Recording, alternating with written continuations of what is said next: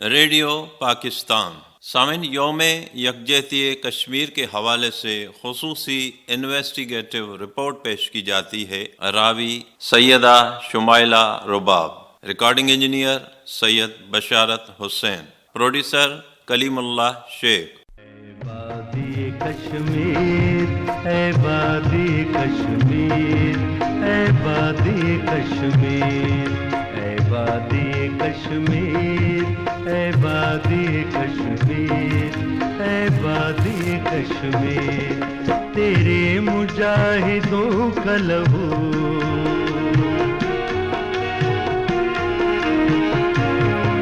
تیرے مجاہدوں کا لہو، آزاد کی تنویر، اے وادی کشمیر، اے وادی کشمیر، اے وادی کشمیر۔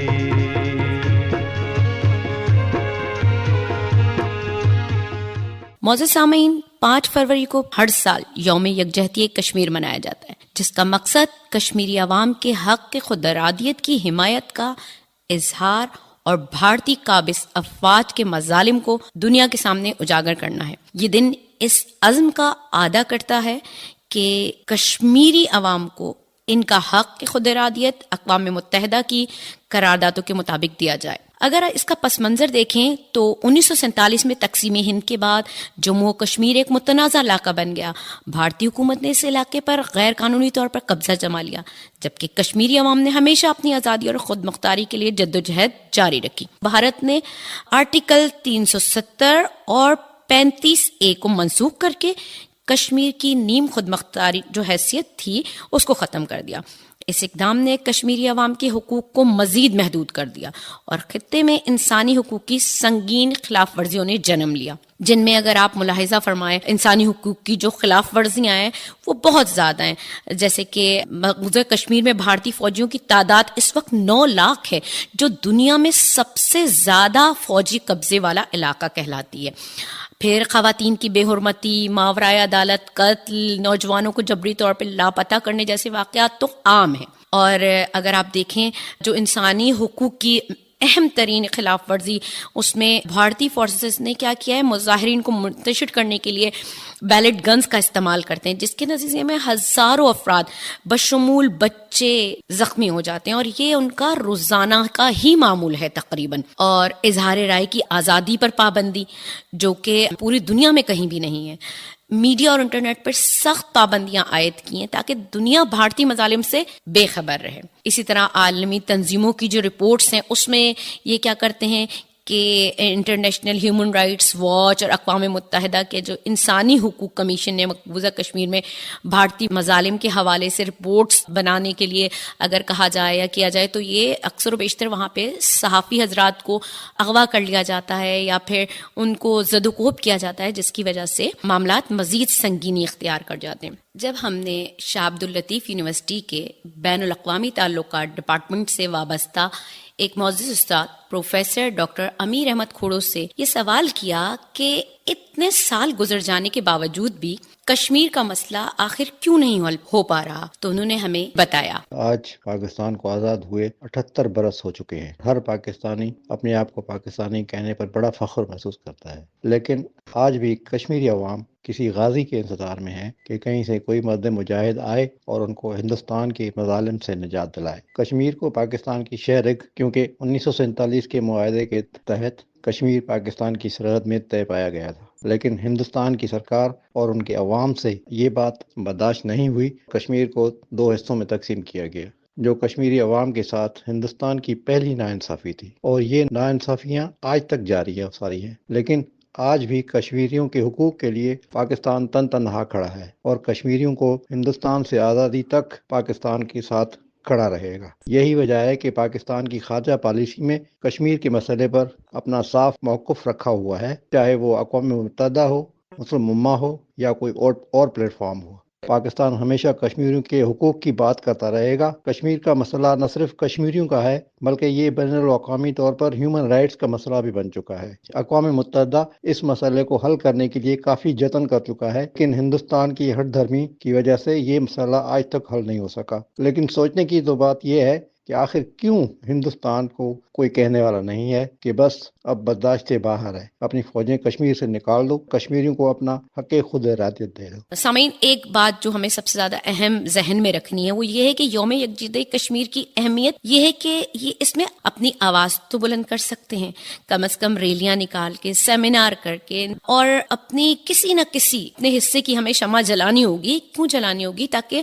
ہم کشمیر کا کہیں نہ کہیں سے حصہ بنا رہے ہیں۔ یوم یکجہتی کشمیر کو ہم نے صرف ایک دن نہیں سمجھنا ہے، بلکہ کشمیری عوام کی قربانیوں کو یاد کرنے، ان کی آزادی کی جدوجہد میں ان کے ساتھ کھڑے ہونے کا عزم ہی سب سے امپورٹنٹ ہے۔ کم از کم انہیں ہماری ایک مورل سپورٹ تو حاصل ہو۔ مزید کشمیر کے مسئلے کے حوالے سے ہمیں شاہ عبد اللطیف یونیورسٹی کے ایک سینئر پروفیسر جو شعبہ مطالعہ پاکستان سے تعلق رکھتے ہیں، ڈاکٹر عنایت بھٹی صاحب، انہوں نے ہمیں بتایا۔ پہلے تو یہ کہ ہمیں جاننا پڑے گا کہ جو 1947 میں پارٹیشن ہوا تھا بٹوین انڈیا اینڈ پاکستان، تو اس میں جو پرنسلی اسٹیٹس تھی ان کو ایک چوائس دی گئی تھی کہ آئیدر وہ پاکستان کو جوائن کریں یا انڈیا کو جوائن کریں یا ریمین انڈیپینڈنٹ رہیں۔ تو اس میں جو پرنسلی اسٹیٹس ان لوگوں نے اپنا ڈیسیشن کرنا تھا وہ کیا تھا، کچھ نے پاکستان کو جوائن کیا، کسی نے انڈیا کو جوائن کیا، اور کچھ انڈیپینڈنٹ رہنا چاہ رہی تھی۔ کشمیر جو ہے، جموں اینڈ کشمیر جو ہے، وہ مہاراجہ ہری سنگھ کے پاس تھا، اور ان لوگوں نے چاہا کہ ہم انڈیپینڈنٹ رہیں، بٹ انڈین فورسز جو ہیں ان لوگوں نے، انڈیا کی گورنمنٹ اس وقت کی جو ہے، اس نے ان کے اوپر اٹیک کیا اور اس کو آکیوپائڈ کرنے کی کوشش کی۔ تو اس میں یہ تھا کہ 48 میں جو انڈین جو ایڈمنسٹریٹو جموں اینڈ کشمیر تھا وہ انڈیا کے پاس رہ گیا، اور وہ اس کو آکیوپائڈ کیا، اور پاکستان کے پاس ایڈمنسٹریٹو جموں اینڈ کشمیر کی جو گلگت بلتستان اور جس کو ہم آزاد کشمیر کہتے ہیں وہ پاکستان کے پاس آیا۔ اور اس کے بعد یہ ہوا کہ جو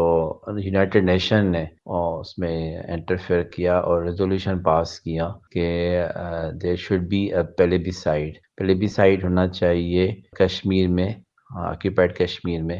اور وہاں کے لوگوں کو حق دیا جائے کہ آئیدر وہ کس کو جوائن کرنا چاہ رہے ہیں، پاکستان کو جوائن کرنا چاہ رہے ہیں، انڈیپینڈنٹ رہنا چاہ رہے ہیں، یا انڈیا کو جوائن کرنا چاہ رہے ہیں۔ تو ان کو ایک رائٹ دیا گیا according to the United Nation resolution. But یہ ہوا کہ وہ پلیبیسائڈ ابھی تک انڈیا نہیں چاہ رہی، انڈین گورنمنٹ نہیں چاہ رہی کہ وہاں پر پلیبیسائڈ ہو، اور ابھی تک وہاں پر ان کی ریزولوشن کے اوپر جو ہے عمل درآمد نہیں ہوا۔ تو یہ ایک ہٹ دھرمی ہے انڈیا کی طرف سے جو ابھی تک جاری ہے، اور وہاں کے مسلمانوں کے اوپر ڈفرینٹ قسم کے ظلم و جبر کیا جا رہا ہے، اور وہاں پر لوگوں کو، بچوں کو اور عورتوں کو، مردوں کو بالکل کوئی آزادی نہیں ہے، ان کے حقوق جو ہیں اور ان کے رائٹس کے جو پروٹیکشن وہ نہیں ہو رہی۔ تو یہ سارا عمل وہ جو ہے، جو انڈیا اپنے آپ کو ایک ڈیموکریٹک کنٹری سمجھتا ہے، مگر جموں کشمیر جو ہے، جہاں پر آکیوپائڈ کشمیر میں ان لوگوں نے ظلم کیا ہوا ہے، تو یہ ایک انڈیا کا ایک وہ چہرہ ہے، دنیا دیکھ رہی ہے، بٹ دنیا ابھی تک جو پاورفل کنٹریز ہیں، جو یونائٹڈ نیشن ہے، وہ ابھی تک کچھ نہیں کر پا رہی۔ تو ہماری یہ ایک ڈیمانڈ ہونی چاہیے اس دن کے حساب سے کہ آپ جو یونائٹڈ نیشن ہے، وہ اس کا جو ریزولوشن ہے وہ جو پاس ہوا ہے اس کے اوپر عمل درآمد ہونا چاہیے، جس سے جو وہاں کے جو لوگ ہیں ان کو ایک آزادی ملے،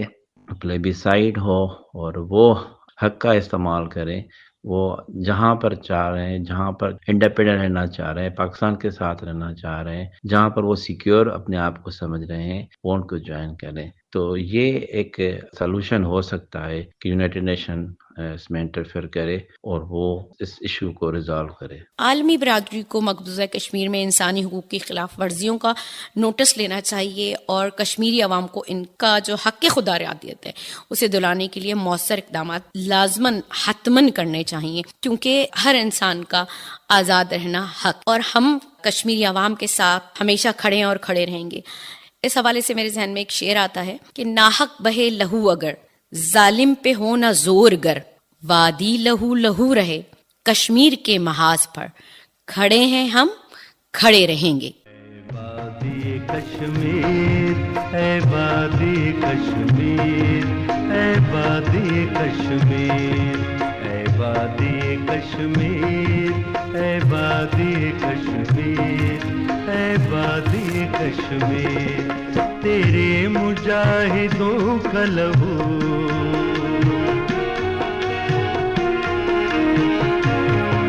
तेरे मुजाहिदों का लहू आजादी की तनवीर है वादी कश्मीर है वादी कश्मीर है वादी कश्मीर